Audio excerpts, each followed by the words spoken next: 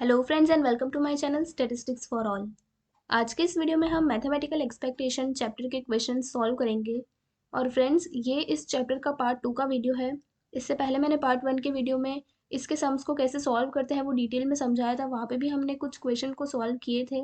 यहाँ पे भी हम यूनिवर्सिटी से जो आईएमपी क्वेश्चन है वो हम सॉल्व करेंगे। So let's start. सबसे पहले ये हमारा फर्स्ट क्वेश्चन।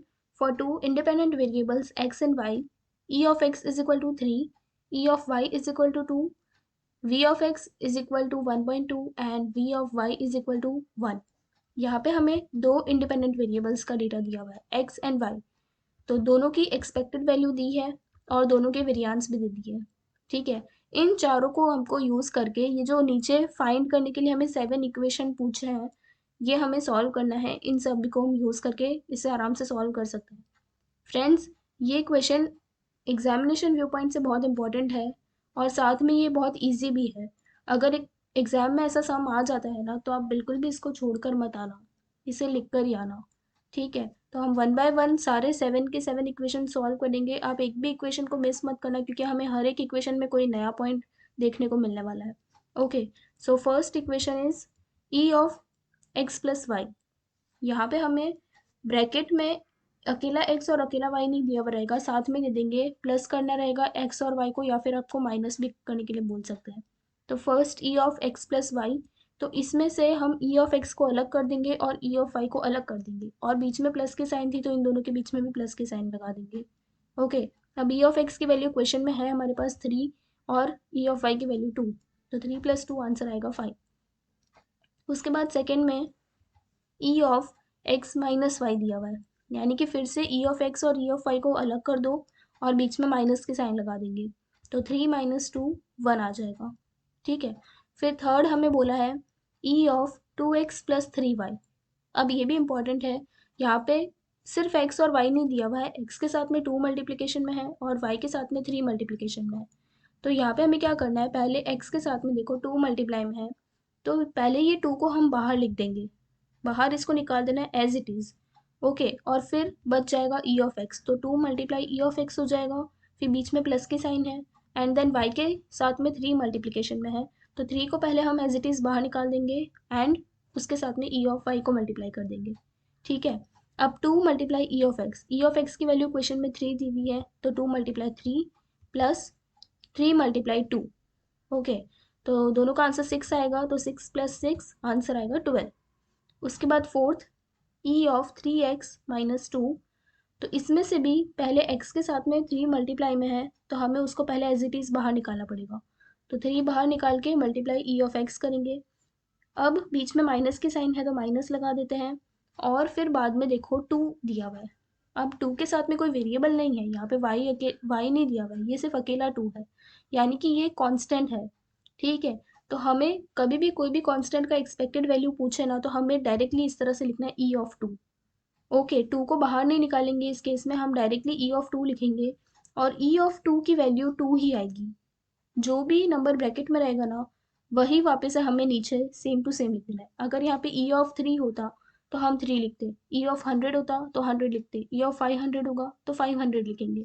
ओके, तो पहले 3 multiplied by E of X की वैल्यू 3 है, तो 3 × 3 - 2 एज इट इज़ वही का वही।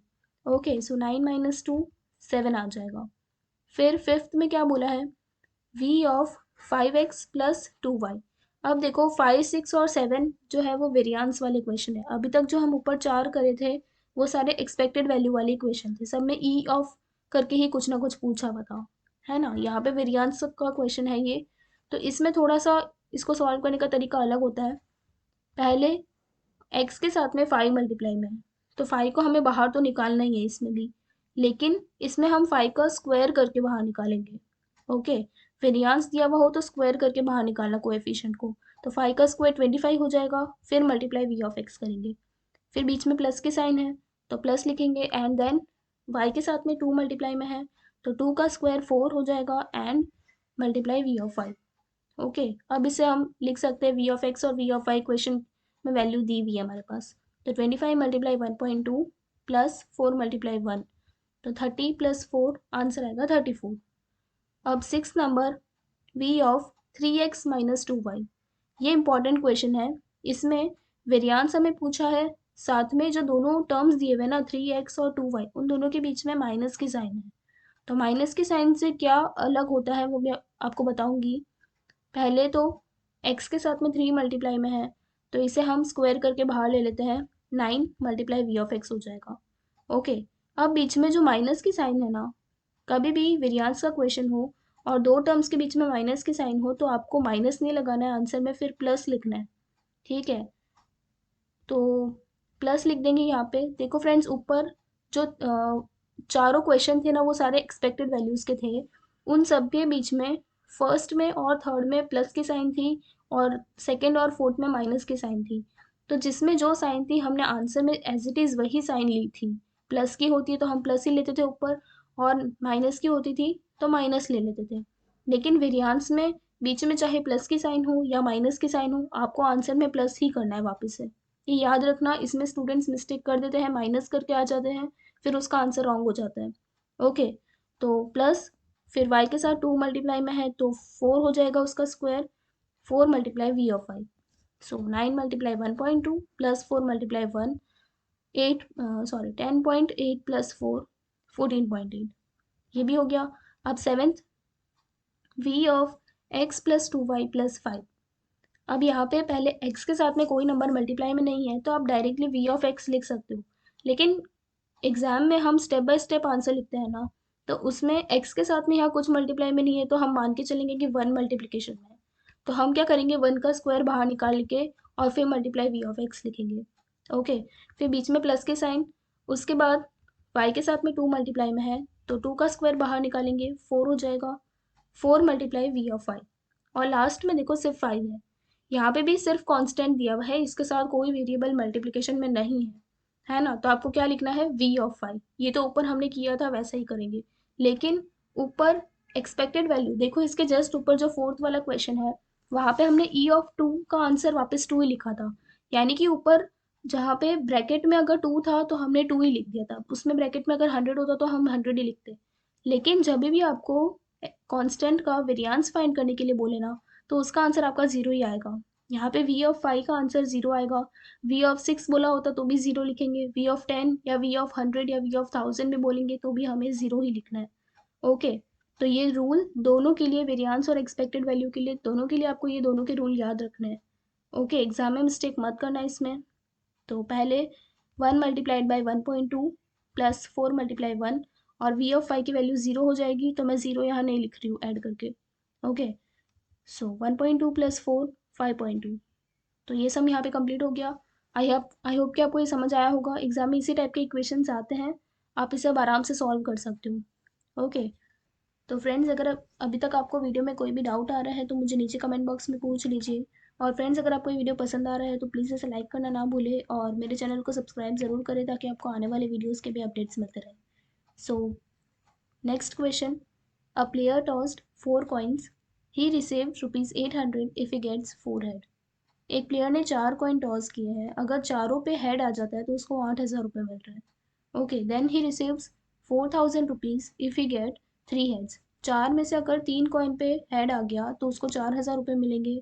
फिर आगे लिखा है, he receive 3,200 rupees if he get 2 heads, and he receives 800 rupees if he gets 1 head, and 1,600 rupees penalty for getting no head. एक भी हेड नहीं आया तो 1,600 रुपये पेनल्टी भरनी पड़ेगी। Obtain the expected value for the player. Also obtain E of 7x plus 900। तो यहाँ पे हमें एक्सपेक्टेड वैल्यू फाइंड करनी है, यानी कि वो मीन फाइंड करना है, ई ऑफ एक्स की वैल्यू। ठीक है, तो सबसे पहले तो मैं यहाँ पे एक टेबल बना लेती हूँ। 3 कॉलम मैं बनाऊंगी, एक्स और पी एक्स की तो बनानी ही है हमें पता है, लेकिन एक एक्स्ट्रा कॉलम बना रही हूँ। वो क्यों बना रही हूँ मैं आपको बताती हूँ। पहले क्वेश्चन में बोला है कि 8,000 रुपये हमें मिलेंगे 4 हेड्स आ गए तो। ठीक है, तो फ्रेंड्स यहाँ पे हेड्स को हमें काउंट करना है कि 4 हेड आ रहे हैं या 3 हेड आ रहे हैं या 2 हेड आ रहे हैं या 1 आ रहा है या फिर 0 हेड आ रहा है। उसको आप एक्स ले सकते थे यहाँ पे, लेकिन उसे हम एक्स नहीं लेंगे क्योंकि हमें अमाउंट दी हुई है कि 4 हेड्स आने पे उसको 8,000 रुपये मिल रहे हैं, 3 हेड्स आने पे 4,000 रुपये मिल रहे हैं, है ना। तो वो जो अमाउंट है ना हमारी, हमें उसके लिए एक्सपेक्टेड वैल्यू फाइंड करना है। तो एक्स हम उस अमाउंट के बेसिस पे लेंगे। पहला, हमें बोला है कि अगर 4 हेड आया तो 8,000 रुपये मिलेंगे, तो एक्स की वैल्यू 8,000 हो जाएगी। ठीक है, उसके बाद में तो ये जो फर्स्ट कॉलम है ना उसमें मैं आपको कितने हेड्स आ रहे हैं वो मैं आपको लिख कर बता रही हूँ। ठीक है, फिर बोला है कि अगर 3 हेड आ रहे हैं तो उसको 4,000 रुपये मिलेंगे, तो एक्स की दूसरी वैल्यू 4,000 हो जाएगी। फिर 2 हेड आने पे 3,200 रुपीज़ मिल रहे हैं, तो 3,200 नेक्स्ट एक्स वैल्यू हो जाएगी। फिर 800 रुपये एक हेड आने पे मिल रहे हैं, तो 1 के सामने 800 लिखेंगे। एंड फिर बोला है कि 1,600 rupees penalty for getting no head. अगर एक भी हेड नहीं आया, चारों कॉइन्स पे टेल ही आ गए, यानी कि ज़ीरो हेड हो जाएगा ना उस केस में, तो ज़ीरो हेड पे उसको पेनल्टी पे करनी पड़ेगी। तो यहाँ पे क्या हो रहा है, उसे कुछ मिल नहीं रहा है, उल्टा उसे पे करना पड़ रहा है, तो ये उसका एक लॉस हो गया ना। तो एक्स की वैल्यू हमें माइनस में लिखनी पड़ेगी अगर लॉस होता है तो। ठीक है, तो -1,600 लिखेंगे। तो ये एक्स की वैल्यूज तो डिसाइड हो गई, अब इनके सामने इनकी प्रोबेबिलिटी की वैल्यूज भी डिसाइड करनी पड़ेगी हमें। तो प्रोबेबिलिटी के वैल्यू डिसाइड करने के लिए हमारे पास दो तरीके हैं। पहला तरीका आप ऑलरेडी सीख कर आ चुके हो प्रोबेबिलिटी के चैप्टर में, कि हमारे पास यहाँ पे 4 कॉइन है, तो फिर हर एक कॉइन पे 2 पॉसिबिलिटी होती है, या तो हेड आने की या फिर टेल आने की। और हमारे पास 4 कॉइन है, तो हम 2 पॉसिबिलिटी ना हर एक कॉइन पे, तो हम 2 को 4 टाइम्स मल्टीप्लाई करेंगे। 2 मल्टीप्लाई 2 मल्टीप्लाई 2 मल्टीप्लाई 2, तो टोटल 16 पॉसिबिलिटीज हमारी हो सकती है 4 कॉइन्स के लिए, है ना। वो हम लिखते थे पहले एच एच एच एच, फिर एच एच एच टी। इस तरह से आप 16 के 16 पॉसिबिलिटीज को लिस्ट डाउन करके फिर 16 में से चारों हेड्स किस पे आ रहे हैं वो आप काउंट करके प्रोबेबिलिटी लिख सकते हो। 3 हेड किस पे आ रहे हैं वो भी काउंट करके आप उसकी प्रोबेबिलिटी लिख सकते हो। लेकिन वो वाला तरीका मैं आपको यहाँ पे सजेस्ट नहीं करूँगी फ्रेंड्स। आप चाहो तो उसे यूज़ कर सकते हो, लेकिन यहाँ पे तो हमारे पास सिर्फ 4 ही कॉइन्स है, तो हम वो 16 जो भी पॉसिबिलिटी रहेगी उसको लिस्ट डाउन करके लिख सकते हैं। लेकिन फॉर सपोज कि एग्जाम में 4 कॉइन्स की जगह पे 8 कॉइन्स दे दिए आपको क्वेश्चन में, तो 8 कॉइन्स के लिए तो 64 पॉसिबिलिटी हो जाएगी या फिर उससे भी ज़्यादा हो जाएगी। तो उस केस में हम इतनी सारी पॉसिबिलिटीज़ को लिस्ट डाउन करने नहीं बैठ सकते, वो हमारे लिए पॉसिबल नहीं होगा।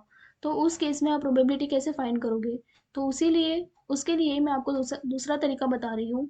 हम बाइनोमियल डिस्ट्रीब्यूशन की प्रोबेबिलिटी की फॉर्मूला यूज़ करके यहाँ पे पी ऑफ एक्स की वैल्यूज़ फाइंड करेंगे।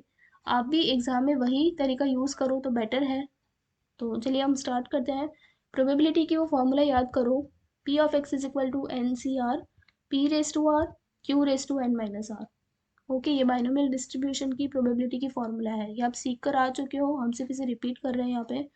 यहाँ पे हमारे पास 4 वैल्यूज हमें डिसाइड करनी है, एन, आर, पी और क्यू की।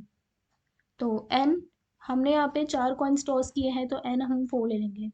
ठीक है, फिर आर की वैल्यूज हमने ये जो फर्स्ट कॉलम में डिफरेंट डिफरेंट हेड्स की वैल्यू डिसाइड की है ना, 4 3 2 1 0, ये सभी हमारी आर की वैल्यूज हो जाएगी।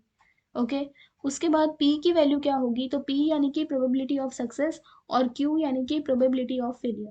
तो हमें क्वेश्चन में हेड्स आने पे ही रिवॉर्ड मिल रहे हैं, क्वेश्चन में दिया हुआ है ना। यानी कि हम हेड आने को सक्सेस मान रहे हैं और टेल अगर आ गया तो उसे फेलियर मानेंगे। तो हेड आने की प्रोबेबिलिटी क्या होती है, हर एक कॉइन में हाफ होती है और टेल की भी हाफ होती है।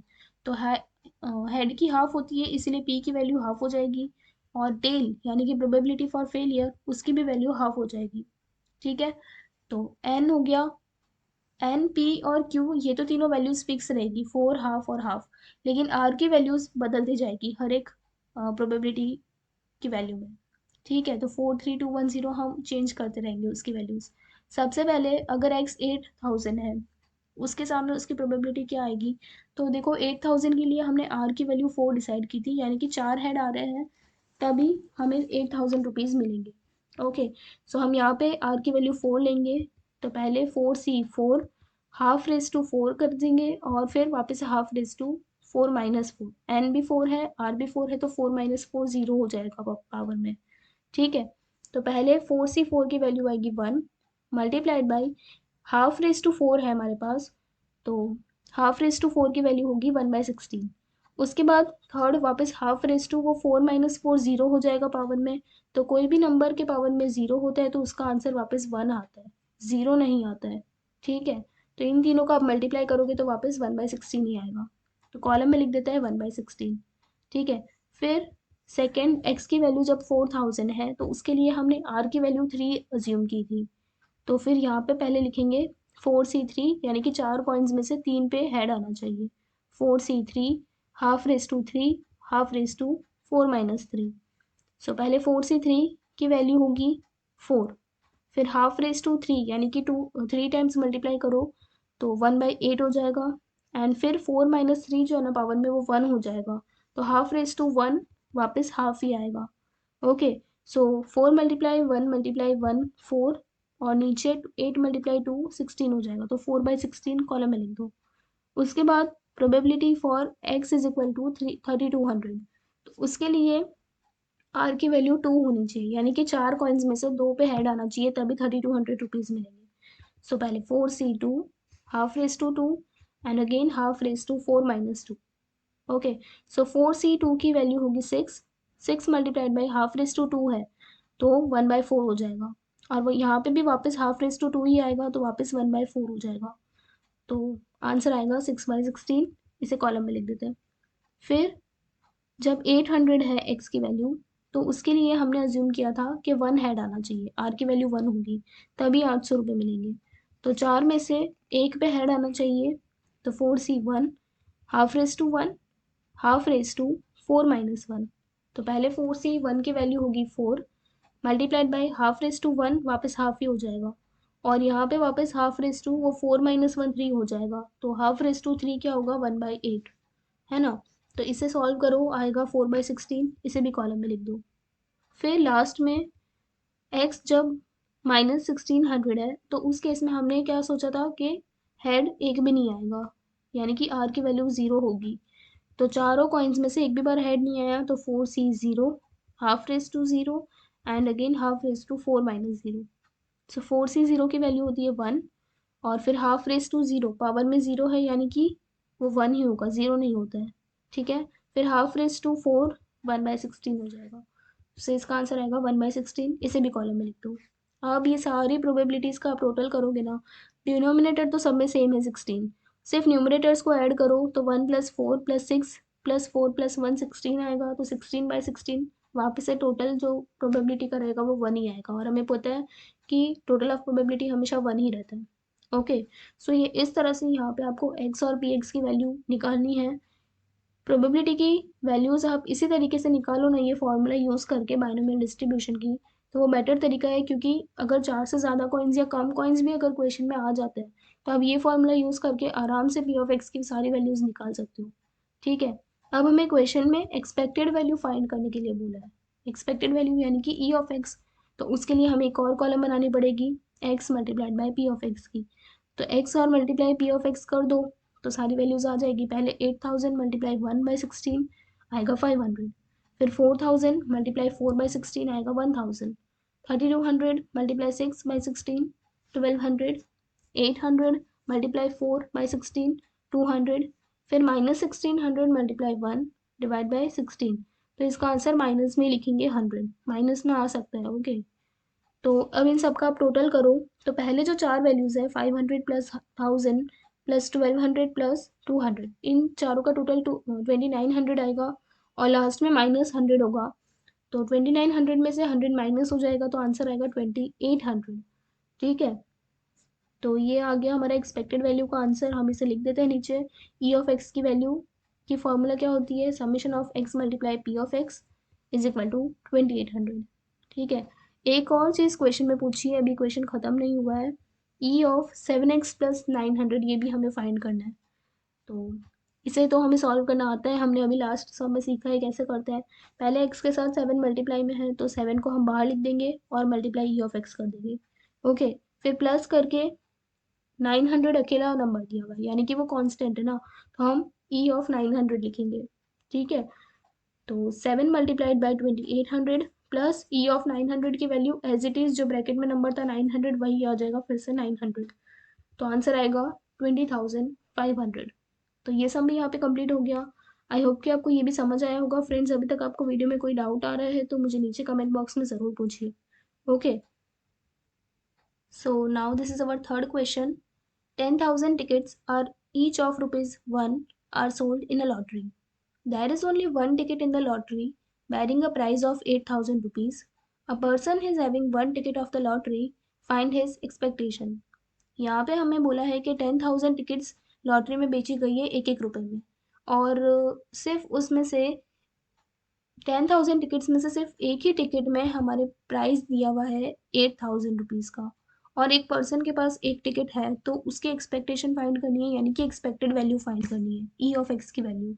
ओके, तो ये इजी है क्वेश्चन, लेकिन इसे समझना अच्छे से, क्योंकि यहाँ पे बोला है एक्स की वैल्यूज पहले हम क्या डिसाइड करेंगे वो सोचो। तो जो भी अमाउंट उसको मिलने वाला है ना, जो भी प्राइस उसको मिल सकता है, तो वो हम एक्स की वैल्यूज डिसाइड करेंगे उसके बेसिस पे। तो यहाँ पे पहले बोला है कि 8,000 रुपये का प्राइस मिल सकता है उसको, तो हम एक्स की वैल्यू 8,000 रुपीज़ लिख सकते हैं। लेकिन हम डायरेक्टली 8,000 रुपीज़ नहीं लिख सकते, क्योंकि अगर उसे 8,000 रुपये मिल रहे हैं ना, तो साथ में उसने 1 रुपये लॉटरी खरीदने के भी पैसे दिए हैं, है ना। तो यहाँ पे हमें क्या करना पड़ेगा, 8,000 उसको मिल रहे हैं, लेकिन 1 रुपये उसने पे किए हुए हैं। तो फिर 8,000 माइनस 1 करेंगे तो आएगा 7,999 रुपीज़। ओके, तो एक्स की वैल्यू आएगी 7,999, यानी कि उसको टोटल नेट जो गेन हो रहा है, नेट गेन, वो 7,999 का होगा, 8,000 का नहीं होगा। ओके, और दूसरा, अब इसके सामने इसकी प्रोबेबिलिटी की वैल्यू भी लिख देते हैं। तो 10,000 टिकट में से सिर्फ एक ही टिकट पे प्राइस है, तो यानी कि इसकी प्रोबेबिलिटी क्या हो जाएगी, 1/10,000। ओके, और फिर बोला है सेकेंड एक्स की वैल्यू हम क्या ले सकते हैं यहाँ पे, कि अगर उसको जो टिकट उसने खरीदी है, सपोज कि उस पर प्राइस नहीं निकला, एक ही टिकट पर 8,000 का प्राइस था, हो सकता है कि उसके टिकट पर प्राइस नहीं निकले, तो उस केस में उसे 1 रुपये का लॉस हो जाएगा, क्योंकि उसने टिकट खरीदने के लिए 1 रुपये पे किए हैं, तो लॉस हुआ, यानी कि हम -1 लिखना पड़ेगा। ठीक है, और इसकी प्रोबेबिलिटी क्या है, तो टोटल कितनी ऐसी टिकट्स है जिन पे प्राइस नहीं है, तो टोटल ऐसे 9,999 टिकट्स है। 10,000 में से सिर्फ एक ही टिकट पे प्राइस था, वो हमने ऊपर लिख दिया, तो बची हुई 9,999 टिकट्स पे प्राइस नहीं है, तो इसकी प्रोबेबिलिटी ये हो जाएगी। ओके, अब इनका टोटल ऑफ प्रोबेबिलिटी हमेशा 1 ही होता है, हमें पता है। ओके, अब हमें एक्सपेक्टेशन फाइंड करनी है, यानी कि एक्सपेक्टेड वैल्यू फाइंड करेंगे, तो एक और कॉलम बनाएंगे पी, हाँ, x multiplied by P of X की। तो पहले 7,999 मल्टीप्लाई 1 डिवाइड बाई 10,000 हो जाएगा 7,999 बाई 10,000, और सेकेंड में -1 मल्टीप्लाइड बाई 9,999 बाई 10,000 का आंसर आएगा माइनस में। ठीक है, अब इस कॉलम का हमें टोटल करना है लास्ट वाले का। तो डिनोमिनेटर तो दोनों में सेम है 10,000, लेकिन न्यूमरेटर में एक प्लस में है और दूसरा माइनस में है, और जो वो नीचे बड़ा वाला नंबर है ना 9,999, वो बड़ा वाला नंबर माइनस में है, तो वापस आंसर माइनस में ही आएगा, तो -2,000 डिवाइड बाई 10,000 करेंगे। ओके, तो फिर expected value E of X is equal to summation of X multiplied by P of X is equal to -2,000 by 10,000, तो इसे पॉइंट में लिख दो -0.2।